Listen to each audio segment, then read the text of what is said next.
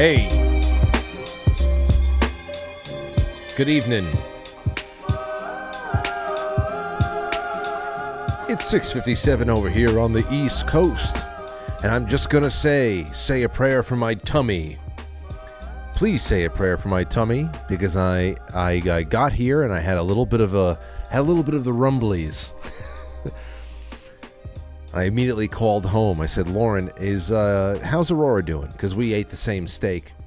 Only thing is that I had shrimp on top of it. A little extra protein, you know? Those jumbo shrimp, they're like 2.5 grams of protein a piece. You know how easy that is just to add that to everything? Anyway, I'm not blaming the shrimp. It could just as easily be stress. But I will be throwing out the rest of the shrimp when I get home, just to be safe. Anyway, I feel all right now, and I just want to implore you all, to ask you all to keep my tummy in your prayers. Just at least until I can get home and throw back a couple of charcoal tabs, and then I'll be good to go. But it is another gray, gloomy, drizzly evening, and the drizzling has only just begun, because a little bit after midnight tonight the rain is going to move in, and it's as far as the hourly forecast goes, it's not going to stop until I haven't seen a stop yet. They haven't told me anything past noon tomorrow, so there's more of that going on. But thank you guys and gals for being here tonight. I'm going to have a good time with you, by hook or by crook. So let's get into a couple of things, and then we're going to jump into our topics for the evening. Well, what are we going to be doing tonight? Before we get into that, I want to thank Blue Monster Prep, of course, for being here. Wise Wolf Gold and Silver, that's quite frankly .gold. Get your gold, get your silver, get your gold backs, whatever it is. Also, go to the merch section on the affiliates page. Go to Rise Attire, and you can get doozies like this. We resurrected a flea market classic, the UN, Peace Through Terror. This is a 1991 design that we could not find anywhere anymore, so we made it again ourselves. There's that and so much more. All the Tony Black shirts are 100% for charity. St. Jude's. What else? Well, go buy some coffee. That's the other thing. I made sure I had a couple extra bags of coffee for Easter weekend, because there will probably be many a carafe brewed for everybody in my life. Whoever will take it, I will give them the coffee. So yeah. And I just got some pictures sent to me by Lauren and my mother. There was a nice rainbow that popped up, a full arcing rainbow right over our street. And Aurora got to see it. I'm so happy for that. You know what? What's going to really be? This is why I got to sprinkle in some Summer Fridays, because what is going to be really, really awesome for for Aurora at this stage in her life, the summer of 3.5 years old, the fact that she can stay up, past 7 o'clock easily. She's, she gets dead tired around 7:30 or so. But we let her stretch it out a little bit, especially after we went, spring forward with the clocks. But she is going to love, after dinner, putting out some, lawn chairs, sitting out there in the front yard, looking at all the fireflies. She's going to love it. It's the first time she's has battery life to actually appreciate that. And, of course, I won't be around for that. I'll have to go to the studio. So, a Friday here, a Friday there, I got to see that. I got to see that thing. I really do. I have to see that. There's so much joy in catching those fireflies, and I'll probably be catching them for her. I can see her being like, ugh. But it'll be fun. Be a lot of fun. So I've been thinking about stuff like that. I'm going to have to arrange for at least one of my ice cream men friends, I only have one, to come down our street a couple of times this summer, just to make it seem natural. There's no more ice cream men around. There's no more ice cream men. Not around us anyway. We used to get at least 1 or 2 visits a week. Then again, there used to be children on our street. Now it's Aurora. There's a couple of kids up the way there too, but I'm getting in the mood for summer. I always get very upset when Christmas is done, but then a couple of weeks and it gives I give myself over to all the other wonderful things that we get throughout the year. And then if we live the year right, Christmas is just going to be just one of those wonderful times again that you get to mop it all up. And God forbid, or God bless us all if it's only just that, and because we're going to have to get through October and November this year. So much on the plate. So much. Hey, take a listen to this this nincompoop hypocrite. And this is the thing that really hurts the most. It's the split in reality, the hypocrisy, and knowing that there is a divide where it's okay to have, people that don't like each other, especially if it's like political tribes and stuff like that. It's, people don't like each other. People are on opposite sides of issues. Some of it is rational. Others is just, I don't know. It's just group behavior. You don't really think too much. You just don't want to be lopped off from your herd. But when one side has all of the judicial and political power, even when they're a so-called minority party and in certain years and all that, that's when it really gets bad. Thinking about what's been going on with the lawfare waged in places like Georgia, Washington, D.C., New York City, especially with Donald Trump and the civil case about him overvaluing, properties, even though the banks they're claiming were defrauded said, no, everything was on the up and up. He made an offer. We made a counter offer. Everything checked out. Well, Jon Stewart, who has returned to his old post at The Daily Show because they have to resurrect all the zombies that they can to try to make this seem cool and hip again. It's just not that. He has been found to have overvalued his New York City home by 829% after labeling Trump's civil case not victimless at all. He went on a rant. I didn't watch it. I saw some highlights passed around on Twitter, but this is the real thing here. That Jon Stewart is facing a little bit of backlash. It's from the New York Post after he opined on air this week that Donald Trump's civil real estate case for overvaluing his properties was not victimless, when it turns out the price of the previous home sales finds Stewart's doing the same exact thing. On Monday night, Stewart, 61, unpacked the $454 million appeal bond, calling out experts framing the former president's New York civil case as not causing direct harm to any individual. Well, guess what? They went into this, they found out that he had done the same exact thing, that he overvalued a New York City penthouse by a staggering 829% in the past. Let's see where in 2014, he sold a 6,280 square foot Tribeca duplex. Oh, wow. To live like that.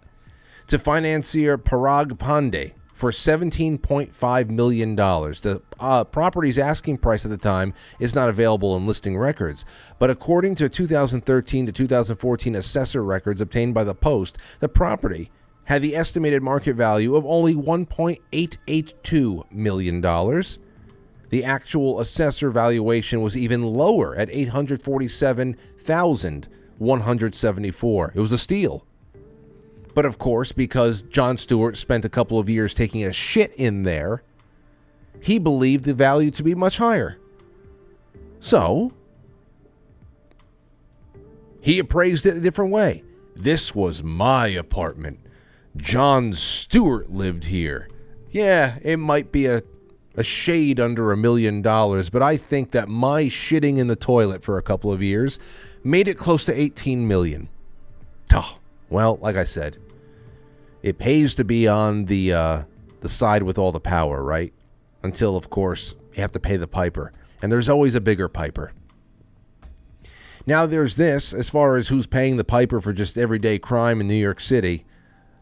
I don't even cover this stuff anymore because it just, what's the point? But this one is just crazy. We're not going to play it because the video is horrible. A New York City police officer was killed, fatally shot by a criminal. He's a father, shot in the stomach, and pretty much died right there on the street. He was shot by a guy. What the hell's his name? His name is Guy Rivera. Guy Rivera, 34 years old, 21 arrests. 21 times. Someone needs to explain how a violent criminal that had served multiple jail stints was out even breathing the free air after being arrested for weapons possession charges just recently, just last year. You know, weapons, gun. Oh my gosh, a gun? But maybe we can ask Alvin Bragg or Eric Dumbo Adams. They seem to really like these people a lot. 21 goddamned arrests and still breathing free air. And now a child is without a father. I can't be the only one that is about to go stark raving mad. I can't be the only one. I can't be the only fucking one. Just terrible. But, you know, all over the place. All over the place. Concentrated in the most predictable places, but all over the place.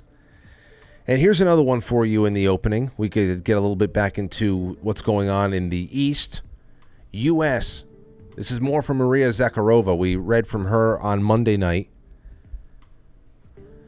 about Russia and the attack on the Crocus City Hall. U.S. backed itself into a corner by blaming ISIS for Moscow attack as fires still burned. Russian Foreign Ministry spokesperson Maria Zakharova on Wednesday gave an interview to Russian state-run English-language media wherein she continued to advance the Kremlin's claims that the Ukrainian government or its Western partners likely had something to do with the Crocus City Hall terror attack. She described that it was strange that a Western media narrative coalesced around ISIS being behind the attack, even as the mall and the concert hall was still on fire, and emergency crews were still responding. She said that the U.S. has backed itself into a corner, given the officials made bold statements too quickly in the aftermath.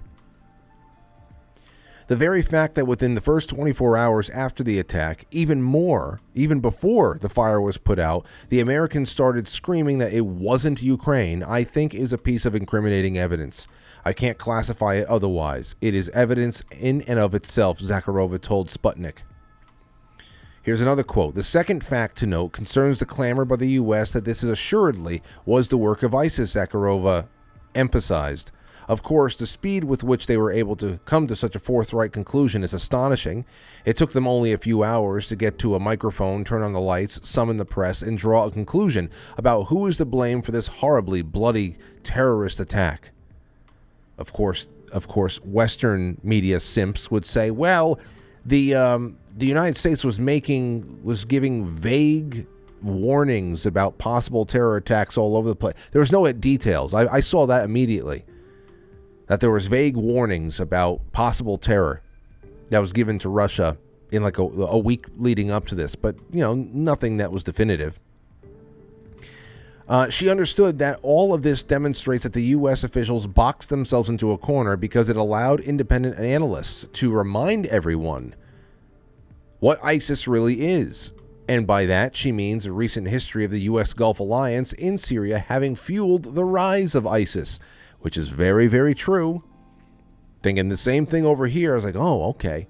So it wasn't Ukraine, it was ISIS. You really are going to go to ISIS? Which is like Vladimir Putin has been one of the most articulate voices out there in describing how the United States created ISIS. He's done that in several very, very well-watched televised addresses.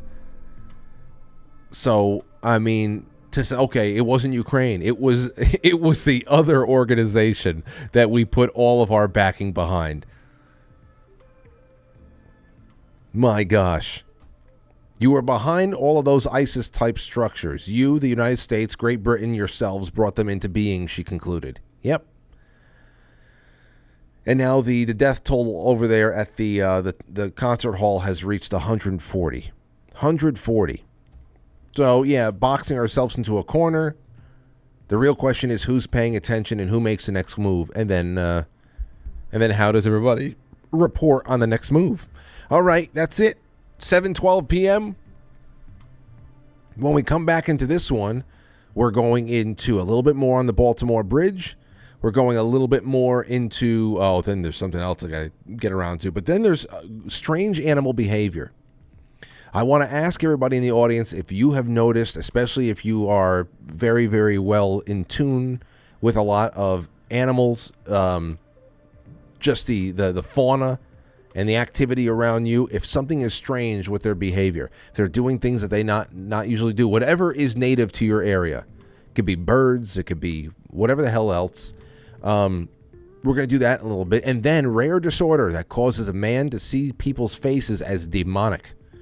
That is going to give us more than enough fodder to go into the second half. We have some mixed media. I have a 3.5-minute clip of Jordan Peterson going after that Destiny loser, the leftist with the stripper name and the typewriter jaw. I think it's really a good watch. I like that. But then there's more. There's more about crumbling infrastructure. There's more about demonic possession. And then plenty of time for your calls, too. So get them ready, especially the animal calls. I think we might have some time for that in the first half. But if we have time for anything, it's to just get on with it. Because I don't know if we're going to, we're wasting time over here. All right, we'll be right back.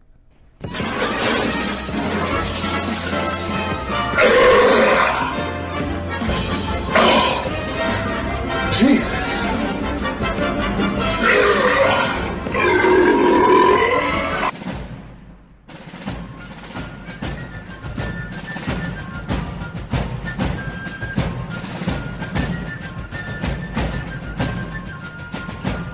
You let one ant stand up to us, then they all might stand up. Those puny little ants outnumber us 100 to 1. And if they ever figure that out, there goes our way of life. It's not about food. It's about keeping those ants in line. That's why we're going back. Does anybody else want to stay? Let's ride!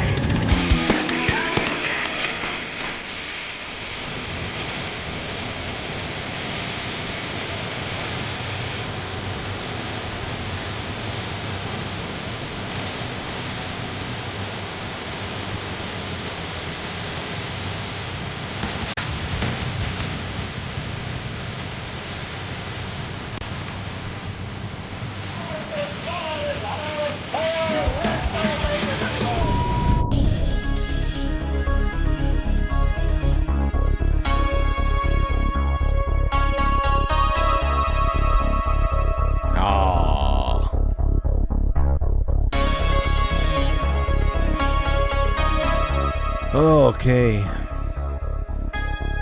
Have you guys been invited to the Red Heifer Party? Has anybody else gotten invites to the Red Heifer Party? Anybody else going to see the sacrificing of the Red Heifer? The fact that they're using Texas steers is going to piss me off. How dare.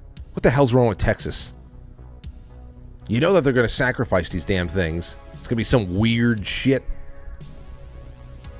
Could have put that... I would much rather have those red heifers from Texas in a petting zoo right now. Say, wow, look at these red cows. Instead, they're going to be turned to pure ash. Anyway, welcome to the show. Welcome to the show. You know, tomorrow is opening day for baseball. It'll always be very special to me, and I know it'll be special to many of you out there. And I don't know. I'm gonna have to have some kind of a acknowledgement of that. There's baseball history and American history. I always say we got to get it's hand in hand. From the Civil War onward, it's hand in hand, and beautiful stories that come out of that game. And we got to do more of that, and we will. But I hope you guys have a wonderful time with me tonight. Let's get this one started, shall we? All right, so the first thing I have here is a little bit from the Baltimore edge of the cliff. 6 presumed dead after cargo ship crashes, or the cargo ship crash levels Baltimore Bridge. The 6 vanished after the Francis Scott Key Bridge disintegrated from the impact of a container ship that struck it early on Tuesday. A search is now a recovery effort. I saw this come through last night. Well, I heard it come through last night. I was just doing some stuff. I was listening to the radio. I was listening to Ground Zero, and Clyde Lewis was on a break, and in came a news brief, and they said that the search and rescue had been called off. It is now a recovery mission for 6 construction workers that have been presumed dead after this bridge came down. And first of all, that's horrible. Just even one construction worker, that's one guy that went there one night to go to work and never came back home. And there's 6 of them that they're trying to fish out of the water now. But the thing here is, that is the extent of the human toll? Now, so I've been looking all over for somebody to tell me how the hell that is fucking possible. We're talking about a bridge that is over a half a mile long, and as we're watching the video, we're counting cars going by, just praying, and just counting every car that is as lucky bastard. Oh, you lucky bastard. You lucky bastard. God bless you. Getting right over within a minute of that thing obviously coming in a collision course with the bridge's support. And even though you feel happy for all of the cars that had gotten over the bridge, I started thinking about, well, there's definitely people coming up the other way, and it's only a fixed camera view. There's probably other cars that went down, and praying for those people. What a horrible, horrible thing to find yourself in the middle of and probably die. But now, I don't hear anybody commenting on this. Does anybody have any information on this? If you call in tonight, have you heard anything? Because I have done some poking around, and I have not seen anything. How is it possible that in the beginning of that those cars that we see crossing the Francis Scott Key Bridge in the beginning of the footage of the collapse were the last cars on the bridge itself? Was it being cleared? How is it possible? So maybe I've missed something. I've poked around. I've tried to find some answers for my query, and I can't find it anywhere. But all there is ample reporting on 6 presumed dead, and they are all construction workers who are working on the bridge. So I'm just shocked that it's been limited to that, just to those 6, with a collapse that big on a bridge so busy. They're saying like 30,000 people a day cross this thing. So anyway, there's that. So there's a question for you guys and gals. You can call in 914-200-0269. Write it on down. Let me know. Yeah, let's do that. I'll put that one up on the screen because maybe someone has a fast answer for me. Here's the next one for you. The Straits Times: Titanic law could help ship owner limit liability in Baltimore bridge collapse. Now, I clicked on this one because I wanted to know about the liability, because we have this stuttering fool, Joe Biden, up there talking about how the federal government is going to replace this entire thing, this entire bridge, pay for every penny of the construction, and that's exactly what's going on. And I said to myself, why? Why is that? Let's take a call. Hold on. 661, do you have an answer for me? Hey, Frank, it's Kobe. Hey, what's going on, in man? California. We were watching the Dilly Show this morning. He had an article where the cops had a full minute to stop the traffic. They had a full minute? Yeah. So they saw this thing. So then they saw this thing. They knew it was going to be on a collision. Did the crew know they were going to be on a collision course? There was some kind of mayday call that gave the cops a full minute to stop traffic. Okay. So, okay. So the mayday call came in. They had a minute. Man, that was perfect. That was perfectly timed then. So So that was. They did a great job. That was really then those cars that we saw crossing. Those were the last cars on the bridge. Yep. Wow. Okay. Well, good for just the good for the people who are doing it up that night. 100%. because that was just nuts. That was nuts. But then again, thank you for the call, Colby. The timing, incredible. My cousin Brian just sent this to me. And of course, I know you guys have seen it.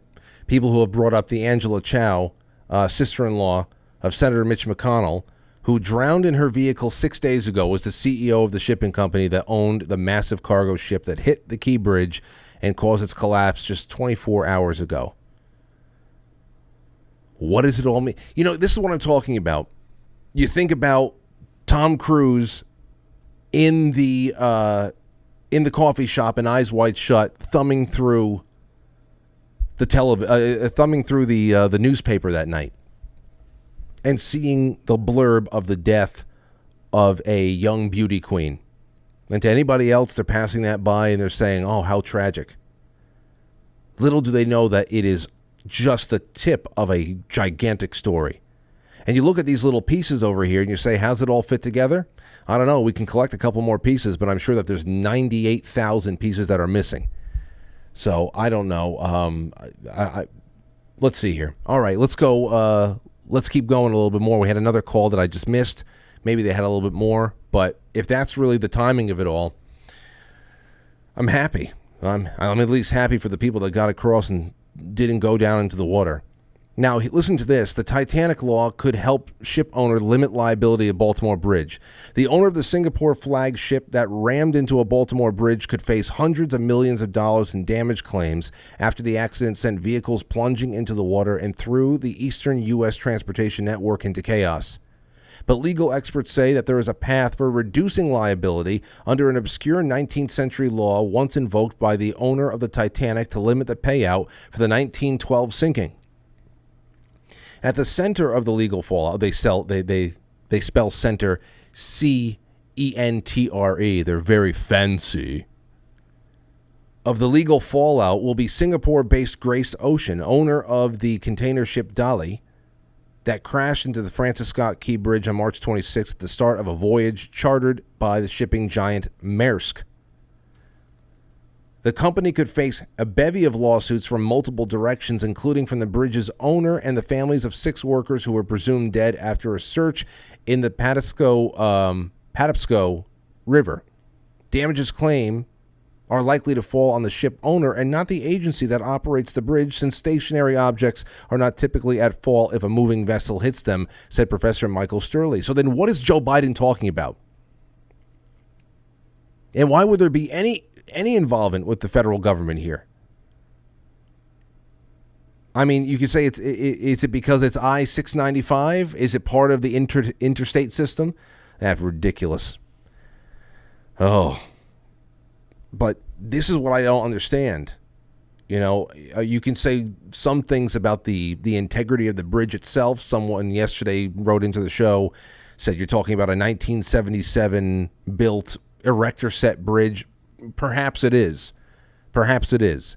But, you know, you have this giant ship that's malfunctioning. The lights are going on and off like there's a fucking dance rave inside of it. And they're going right into the damn support structures and taking it all out.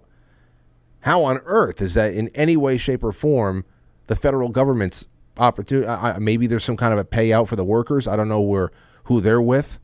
Maybe they work for the government, or maybe their work is subsidized in some way.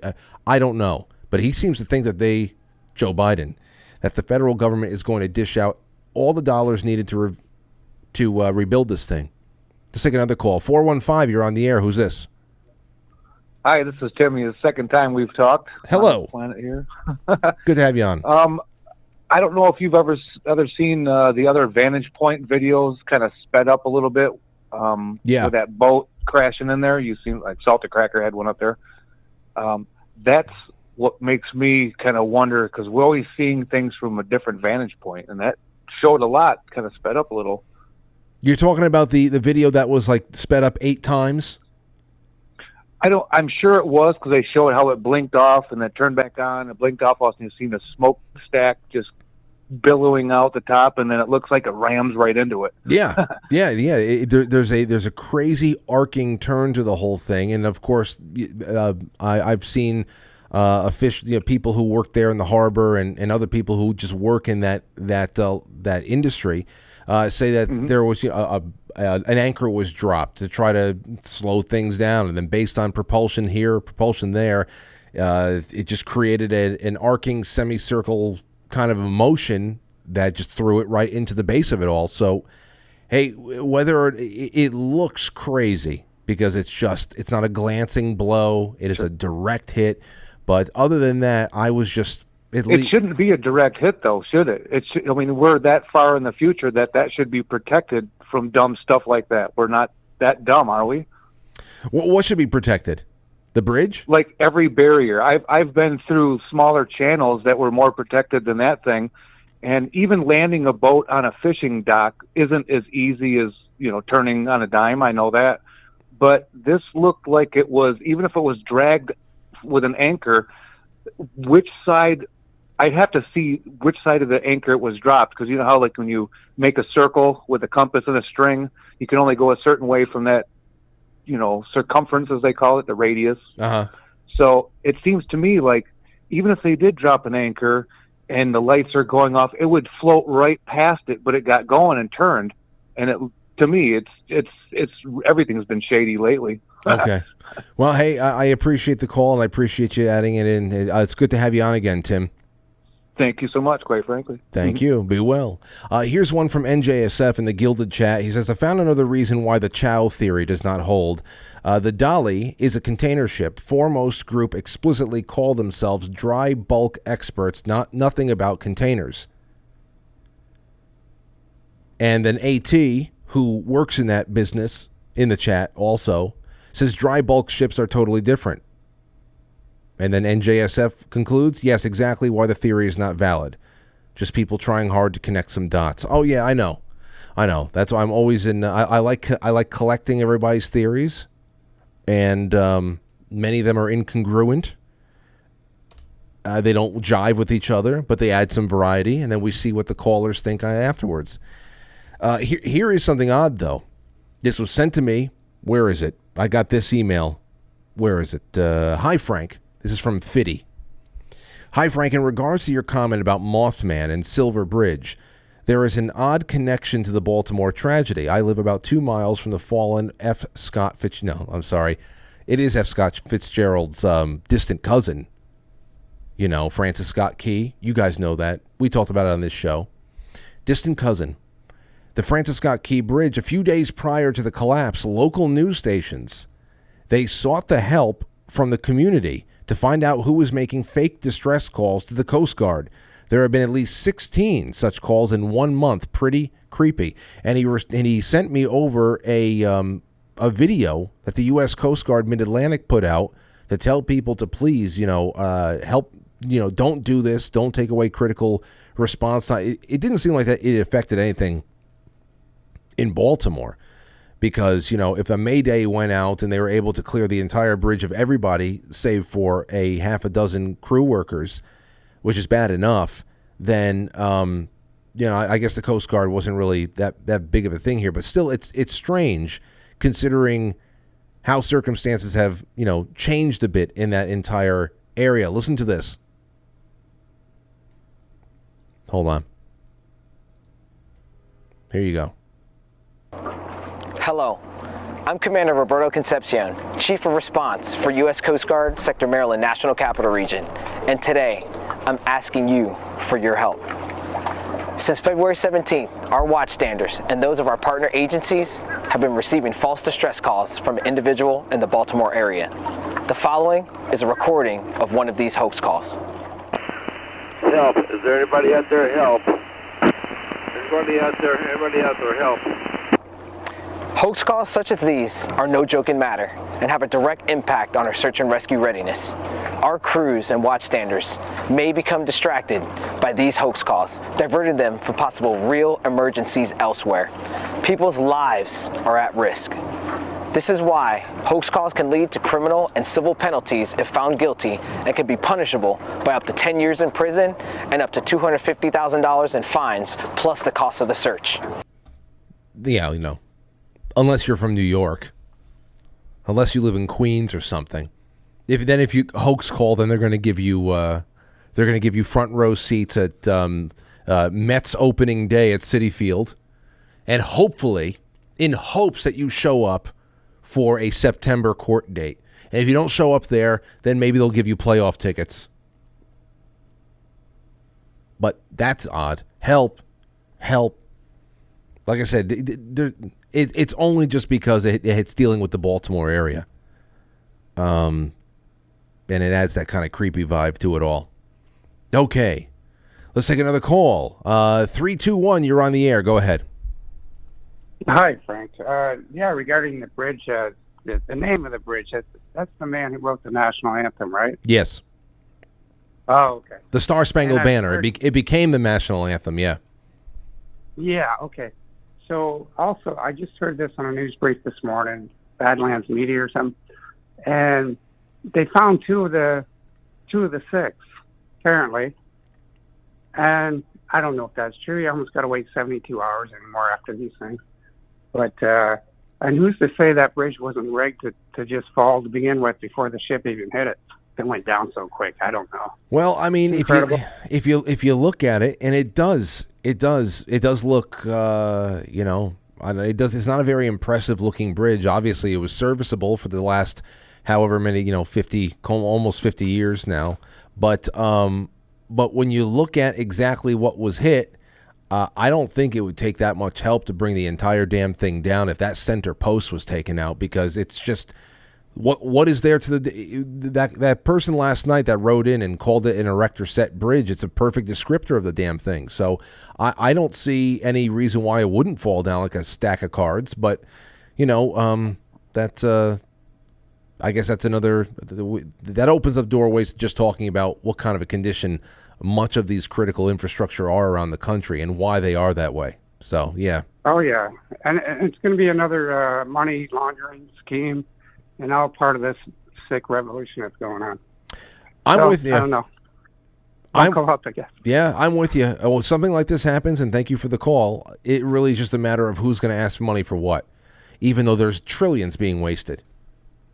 Hundreds of billions being wasted. Wasted. And it's all illegal. There's nothing in the Constitution that allows the federal government to give any state money to build a bridge or a dam or anything like that.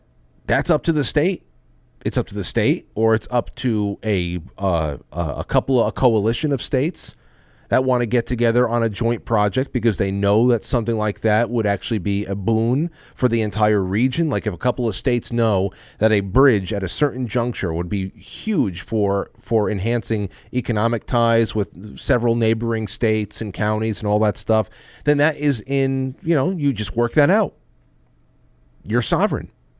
A damming up any number of rivers or anything like that, whether it's to divert water elsewhere and develop new communities, or if it's to create power, a new power grid, or some kind of backup that is going to cross state lines. Those are all things that you can do, but there is no authority for the feds to do that. So when we talk about what the hell's going on with all the money that's given away, and why aren't they at least doing something with the bridges? Because please, we'll get into that in the second half. I think I have some time with that. All right, I'm going to take one more call, then we're going to get into the strange behavior. All right, here we go. Caller, you're on the air. Go ahead. Hey, Frank? Yes, who's this? Hi, it's Debbie Bomarito. How are you? How you doing, Debbie? I'm doing all right. Good. Hey, I am calling about the shipping lines.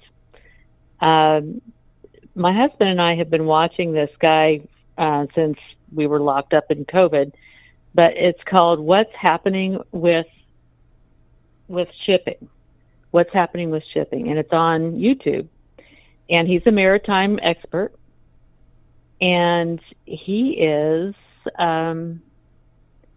he's very interesting. He's explaining everything, and he has all the visual. So what is he? What's his basic conclusion on all this? It looks like that it is. They did everything they needed to do. The tugboats were released at the right time, as a normal time. He said that the lights going out, losing power, it lost power twice. Mm-hmm. He mentioned the anchor going down that someone else was talking about, and it actually does. How do you explain that? Just kind of tilt to the side, or angle to the side, as they were trying to get him away from that post. Okay, so he's pretty much he's concluded that it was just everything was tried, and it was a doomed trajectory that it was on, and there's nothing really sinister about this. So far. Okay. So far. Yeah. Well, he also mentioned the black smoke, and because I thought, well, there's something going on there. But the black smoke can be caused, he did a Q&A on that, and can be caused by different types of additives in the fuel. I was going to say, and thank you for the call. I have to get on to these other things here now, too, or else I'm going to lose all the titles I have. I was told by several people that the black smoke, especially in between the restarting of the entire ship's power system, is really just mainly a result of propulsion. That the engines are kicking into gear. They're, they just pretty much hit the gas. So there you have it. All right, now listen. I got a little bit of clarity with the calls there. Here's the other thing I want to talk about: strange animal behavior. Listen to this, and then we will set the table for the demon faces syndrome that we have going into the second half. Look at this from WPLG Local 10. This was a couple of days ago, 2 weeks ago. Officials looking into bizarre behavior by fish in the Florida Keys. This is about 4 minutes long, and I just want you to take in at least about a minute of it. And now to the bizarre fish behavior in the Florida Keys. Since our story on Thursday, we've received a steady stream of videos showing the scale of the unusual event that is now being seen beyond the lower Keys. And state lawmakers now allocating $2 million in the state budget to study that event. Our update tonight is this week's Don't Trash Our Treasure. A marine mystery in the lower Keys that continues to baffle. Sawfish. Shock. Now, for those of you in podcast land, it is this right here so far has been footage, compilation of footage of sawfish beaching themselves. All right, so we have strange beaching behavior here. What the hell? And break hearts. I'm so sorry, buddy. According to FWC, since December, at least 21 critically endangered small-tooth sawfish have been reported dead. Separately, more than a dozen species of fish have been seen spinning and acting erratically. Now, we don't know if these two events are related, but we have investigations and lines of inquiry going on right now. And officials, not the only ones investigating. Back in February of last year, I noticed that pinfish started behaving odd, like they were playing dead, and then some of them were spinning. For Greg Furstenworth, the Lower Keys are more than just a vacation destination. This is home. That's why after he saw that first pinfish, he pressed record and hasn't put down the camera since. Oh no. And then come around November, I started seeing the behavior start doing that again. So we're in the waters between Little Torch Key and Big Pine Key. Most of the activity has been documented in these inland waters. Scientists say so far it doesn't appear to be a low oxygen event, and the necropsies coming back don't show any signs of pathogens or bacteria. At first I was scared, and now I'm just curious of what the environment's going to turn into if this keeps on progressing. What is he doing? Yeah. It's that curiosity that's fueling both residents and tourists to document these bizarre behaviors from Key West, now all the way north to Key Largo. We're up in the upper Keys right now off of Key Largo, and this is, to our knowledge, the first time that we're seeing our fish spinning. We have a very serious situation in the lower Florida Keys now that could be spreading to the middle and upper Keys. Dr. Brian LaPointe is a Lower Keys resident and research professor at FAU's Harbor Branch Oceanographic Institute. For more than 4 decades, Dr. LaPointe has seen the changes in water quality at his underwater laboratory at Looe Key. Back in the 70s and 80s, when I used to dive at Looe Key, when it was pretty much still intact, as it has been for thousands of years, the shallow fore reef was covered with branching corals. Unfortunately, we don't experience that anymore. So they're wondering what's going on environmentally, but there's something else. There's something else happening that we know from the last couple of years of just covering stuff, like whether it be green technology. The animals, they tell you first when something's not right. And we talk a lot about broken migration patterns. Like I said, how green technologies are breaking migration patterns. There's all these weird beachings of whales and shark and fish. All of the spinning fish thing I've never seen before. That stingray that was just doing a backstroke. Very, very strange. And that's just things. That's just exactly that. This one story is just concentrated on the Florida Keys. We know that this is from one coast to another continent, all over the place. And whereas some people would just write it off as, oh, it's climate change. Obviously, there's a lot of things going on here. A lot of things going on here. So I would like to know, just as another topic to call in on, from where you are, if you are in touch with local flora and fauna and you understand, what is normal for the plants and the animals around you to be doing at certain times, is there things going on with the animals near you that have been defying any kind of I don't know, normalcy? I want to know about that. So you can call in 914-200 0269, 914-200 0269. That's another one. That's what I want to know. Then and then of course on the strange human phenomenon end, you probably saw some headlines about this over the last week. Reports on a strange rare disorder called metamorphosopia. Fopsia. Shit. Anyway, it's just demon face syndrome. You're seeing people. You can recognize who they are, and their faces are distorted or transformed in some way that makes them seem reptilian. They got pointy ears. There's a whole lot of weird shit going on. Now, we're going to dive deeper into this in just a second.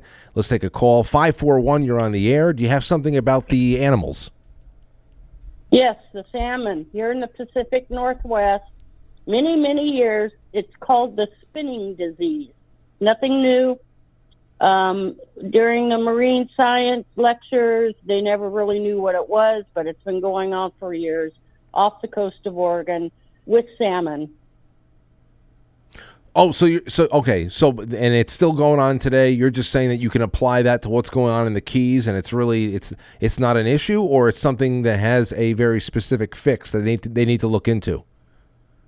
They're still studying why they get the spinning disease, but this was probably 15 years ago when we went to the marine science lectures at the local university. Okay. All right. So the salmon, so nothing freaky. It's just something to do with fish disease. Gotcha. All right. So fish get spinning diseases. That sucks. Salmon. And we're a fishing community. Okay. Yeah, with salmon. And any beachings, anything like that over there? No, not too much. Okay. But your occasional well, but nothing, startling or out of the normal. Just spinning salmon. Spinning salmon, and that was an issue 15 years ago. Let me ask you something. Has anybody ever caught a spinning salmon and dared to eat it? No, these were scientists. You don't ask them what's for dinner. Okay. I was going to say that would be, to catch a salmon that you did not know was spinning before you caught it, and to eat a spinning salmon, what would that do to you? I wonder if there's something wrong. What's wrong, and is it communicable? No, I don't think so. I think it's just amongst that. And what was odd, though, is we had a rat in the parking lot down on the bayfront, and it was going and spinning. And then I talked to another fellow, and he says, yeah, over by the library, we saw a rat doing the same thing, couldn't stop running in circles. Some strange things going on out there. Well, it's in the air, it's in the dirt, it's in the water. It's like that movie. What the hell's that movie called again? The M. Night Shyamalan movie? Was it called The Happening? I think it was called The Happening. Yeah, could be. Yeah, But anyway, just to let you know, it's not a new phenomenon. Okay. It's been happening for many, many, many years. Well, Joe, let me ask you this before we hang up. Have you ever seen people's faces turn to demons? Actually, I was in ICU, and I had a pack of demons visit me. What? Wait, you And in my dream, they came up through the sewer, and I was kind of in and out. They came through the window, but they were telling me all these bestiality things they were going to do when they stole my soul. But the guys, the male demons, they had on bright green, like bikini swimsuits with the hair down to their legs. And I'm like, guys, really? Not doing it for me. Wait a second. So wait, you were in ICU as a patient or as a nurse? I am in the field, retired, but I was a patient. I was in for 72 hours, and they came through the window. So when I left the hospital, I went back to see if that manhole was there where I saw it in my dream, and sure enough. So I got the local preacher. And the demons came to you in a dream while you were sick there, and just and told you that they were going to do sexually depraved things to you. Yes, but they were wearing bright sequin bikini swimsuits, and they had like their manhood hair hanging down to they were not attractive, okay? So I had to laugh at them. And then the doctor, and they were mocking the doctor, and then the doctor came in and woke me up. And I'm like, whoa, what was that? And they all went back out the window and down that manhole. Well, I'm glad I asked you. I'm glad I asked. I'm so happy I asked you, and I'm happy that it didn't happen. So say your prayers, and I'll talk to you next time, okay? Okay, I'm a rosary girl. Oh, good. Ave Maria. Yes, please. Do all 5 decades tonight. Yeah, AM PM in Latin. Oh, see, you're man, that's something I aspire to. One day. You and I, you can teach me someday. Father Lassance on YouTube. You can pray along in English with him. It's so simple. Well, I appreciate you calling in again tonight. Thank you so much. Okay, take care. Take care. We went from spinning salmon to demonic bestiality. Wow. That is what this show is all about. All right, let's take another call. 917, you're on the air. Who's this? Wheels up. Well, yeah, what up, man? Hey. You there? Yeah. What's up, man? This is Joe in Texas. What's up, Joe? I was listening to your show. Okay. Regarding those demon face things, man, it kind of reminds me, a lot of reminds me of, what's that movie, They Live?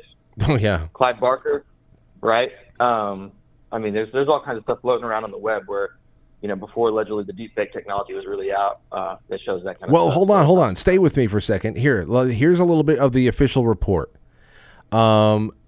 Demonic face syndrome is a rare condition called metamorphopsia, PMO, in which parts of the face of other people appear distorted in shape, texture, position, or color. Objects in other parts of a person's body, however, typically remain undisturbed. With PMO, a person will often have little trouble recognizing a loved one or a familiar face, yet that face will be distorted, often in predictable ways. Some people with PMO see their own faces as distorted or even damaged. 2 patients, quote, while standing in front of the mirror, saw one eye popping out of its socket and slithering down the cheek. That's horrible. And that sounds like some kind of schizophrenia. Yeah, it's horrifying. And still, others have seen faces morph into dragons or fish heads, or ears pop of the top of people's heads.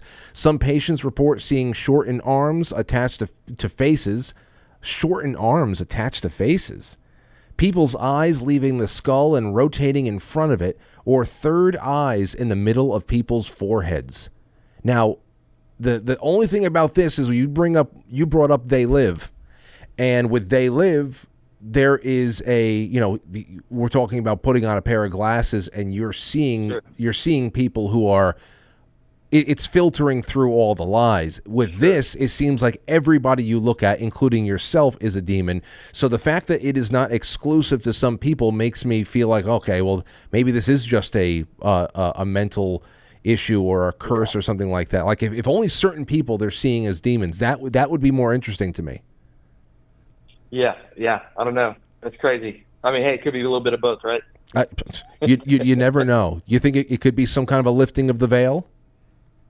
Right. Yeah, definitely. I mean, I didn't used to be. I grew up in a Christian household. I didn't really used to be Christian. I read the Bible when I was younger, and I was incarcerated. I did it kind of like as a challenge, and I've always loved studying history. And it seems like we have. I saw Tim Pool do a segment the other day about actual NPCs, where people there was a study allegedly where there's people that they don't have the debate or an inner voice or inner monologue in their head, and they can't visualize and things of that nature. Yeah. So, I'm sure there's many things that run the gamut, but I would be inclined to have to wonder if kind of like looking at the way society's basically sorry, we got sirens over here. Hey, buddy. Well, yeah, I get what you're saying. I get what you're saying, and I appreciate the input. Sure. Thank you for the call, man. All right, buddy. Have a good one. You too. As far as the people with no inner voice, I had another person from this audience write in to say, "Hey, I don't have that inner monologue. I don't have that." So I just want to put out there, and I'm trying to find where the hell it was. Where did I send it to myself? It had to be in some kind of damn it. I don't know. Anyway, we'll take a little bit more of these calls in the second half. We're moving over to quitefrankly.tv. We're moving over to pilled.net. All those links are in the description below. If you can't find the links, which they should be all over the place if they're in the description or elsewhere, just go to quitefrankly.tv. That's the easiest thing. We're going to go there for the second half. So we're bouncing off now. Follow us to quitefrankly.tv. Have fun. You don't even have to go into the chat room. Just press play. There's no paywalls, nothing like that, because we have to go a little bit deeper into the details on this one. And then I have some media to play, including this guy. Does anybody know about this preacher named J.D. Farag?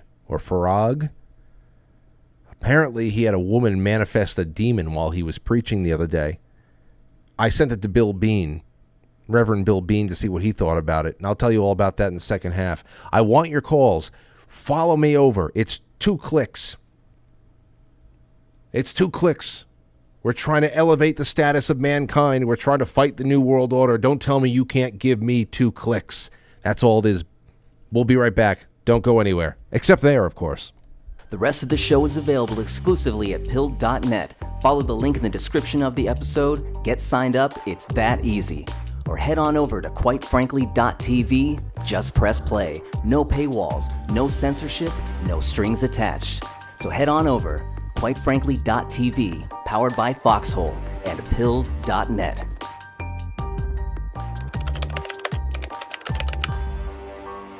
It's intermission time, folks. Time out to press the like button. Thank you. Ladies and gentlemen.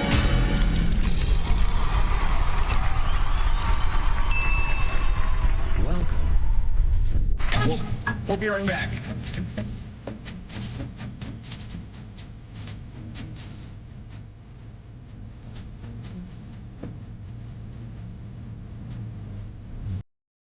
Intermission.